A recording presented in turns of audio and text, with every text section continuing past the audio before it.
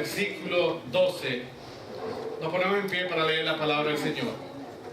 En aquellos días, él fue al monte a orar y pasó la noche orando a Dios. La vida cristiana, amados hermanos, no es solo estar aquí en el templo, aunque es parte de ella. La vida cristiana es la comunión diaria con el Señor Jesucristo. El cristianismo tiene una relación personal con Jesucristo. Óigame bien, digo personal, no simplemente una referencia, aunque pareciera obvia, pero es así. Si el Señor Jesucristo necesitaba pasar un tiempo con su Padre, y en este caso puntual, toda una noche con su Padre, como cuanto más tú y yo, que somos tan débiles, tan frágiles, no necesitamos. El cristiano definitivamente tiene que pasar el tiempo orando con el Señor, estudiando su palabra, y lo más importante en cuanto a la palabra, meditando. ¿Qué significa aquello para aplicarlo a mi vida? No limites tu vida cristiana, aunque lo sabemos, al domingo o cuando vengas a la iglesia. Si Cristo necesitaba tener comunión con su Padre, como dice aquí, necesitamos tener. Debemos aprender a vivir con Jesús, y como Jesús vivía. El cristianismo, por consiguiente, como se dice en inglés, debe ser 24/7, a cada momento. El cristiano debe aprender a hacer las cosas que Cristo hacía, andando con Cristo. Si andamos con Cristo, definitivamente, cuando nos encontramos en esos momentos de tomar decisiones, que se prestan a hacer unas decisiones deshonestas, no vamos a caer en la deshonesta. Al andar con Jesús, vamos a evitar el gossiping. Al andar con Cristo, puede ser que algo nos molesta.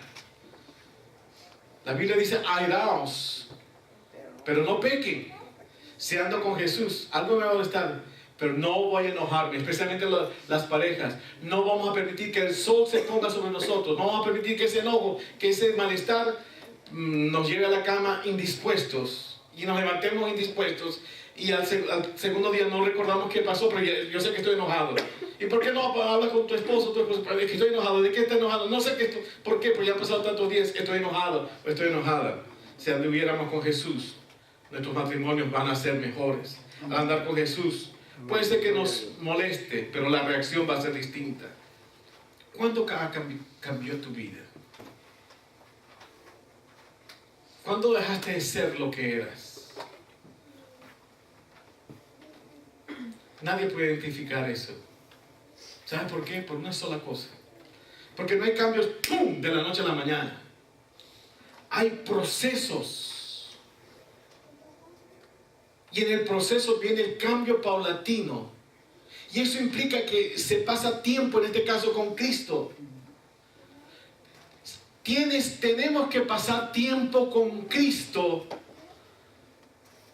para tener el cambio. No hay cosas. El milagro, óiganme bien, hermanos, el milagro no es magia. Porque nosotros estamos malentendemos. Pensemos que estamos esperando un milagro del Señor que ¡pum!, de la noche a la mañana. Eso es magia. Y tú sabes que la magia, eso no existe. El milagro es un proceso en el cual morimos, que somos transformados, un proceso que crecemos y un proceso en el que es adoptada la vida de Cristo. Cuando mucha gente dice, ¿cuándo cambió mi vida? No necesitas decir eso. No necesitas testificar cuán malo tú eras y cuán bueno tú eres ahora. Los que pueden testificar si realmente ha habido un cambio en ti son los que están al lado de ti. Porque incluso Juan dice, el que da testimonio de sí mismo, el tal no es verdadero. Aquella persona que se vende a sí misma, hermanos, lejitos de con él. Aquel que en su vanidad está hablando bien de sí mismo. Ten cuidado de esa persona. El que ha cambiado, los demás van a hablar. Entonces, andar con Jesús es un proceso. Y dice el Señor, en el texto que dimos, en esos días. ¿Cuál era en esos días? O en esa ocasión.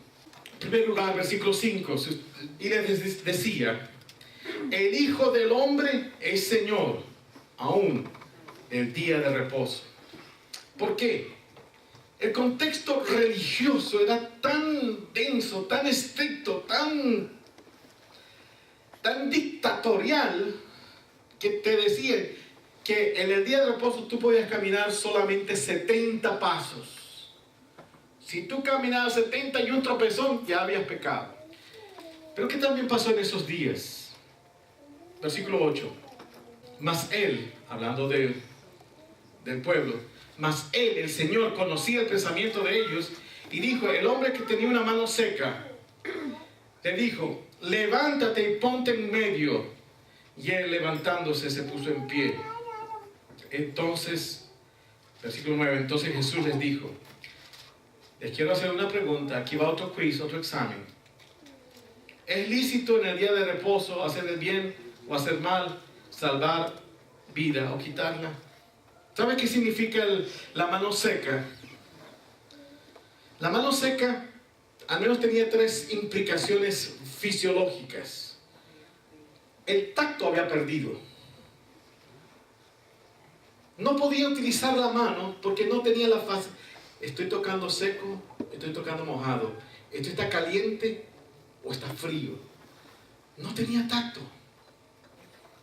Hay mucha gente allá afuera que ha perdido la sensibilidad por causa del pecado.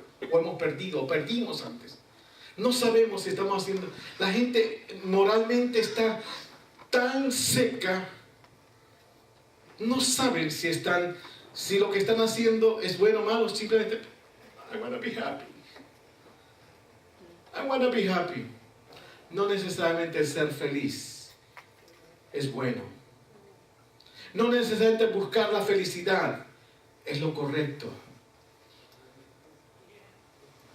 Mucha gente dice, quiero ser feliz. I want to feel. Entonces, en esos momentos, la gente tiene como el hombre de la mano seca, su conciencia seca, porque no tiene capacidad de discernir si ese placer es de Dios, o es aprobado por Dios, o aprobado simplemente para emocionarnos. Es simplemente apelar a los sentimientos, apelar a las emociones, sin principio.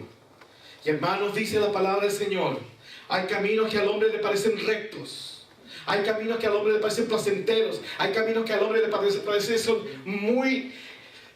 llegan las emociones, pero su destino, su final, camino de muerte.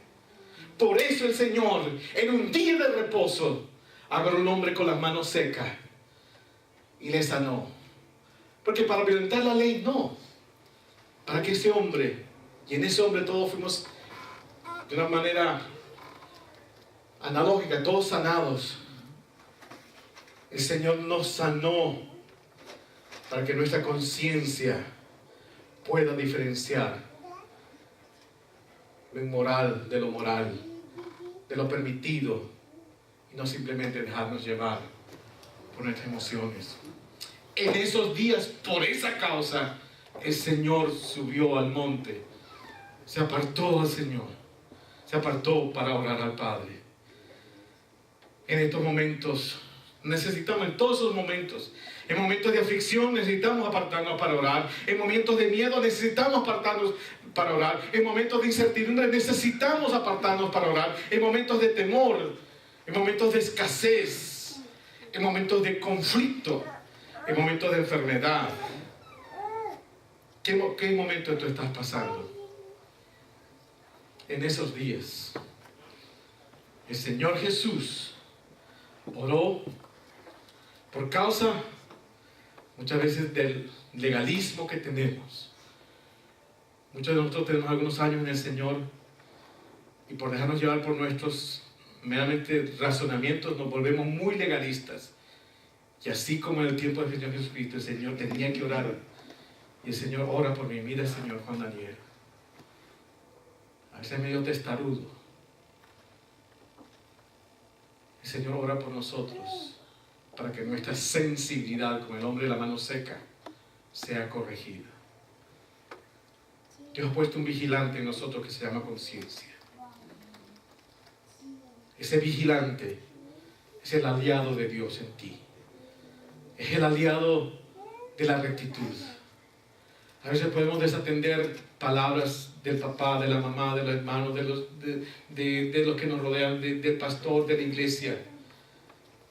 Pero lo peor que te puede pasar, y el Señor te libre, es que tu conciencia se cauterice. Porque cuando nuestra conciencia se cauteriza, seremos peor que el hombre de la mano seca. Mi llamado una vez más, muy sencillo. Oremos, hermanos. Si pueden venir los miércoles para orar, ven.